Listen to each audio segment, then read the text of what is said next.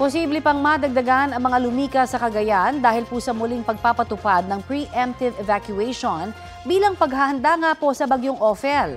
At may ulat on the spot si Jasmine Gabriel Galban ng GMA Regional TV.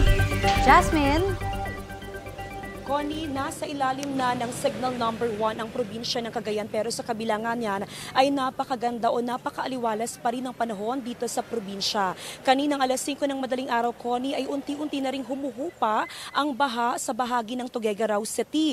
Mula sa 11.4 meters na antas ng Cagayan River, bumaba na ito sa 11 meters sa ngayon. Pero hindi pa rin kampante ang otoridad lalo pat may mga banta pa rin sa lugar ang papalapit na bagyong Ophel. Sa ngayon, nasa evacuation center ang mahigit sa 1,600 na family. 32 na barangay ang apektado sa bayan ng Tuguegarao. Samantala dito naman sa Barangay Bacolod sa bayan ng Alcala, nagsimula na ring bahain ang kanilang barangay at kasabay nga niyan ay naghahanda na yung mga residente sa posibleng epekto ng bagyong Ophel. Nagtatayo na sila ng tent dito sa gilid ng kalsada.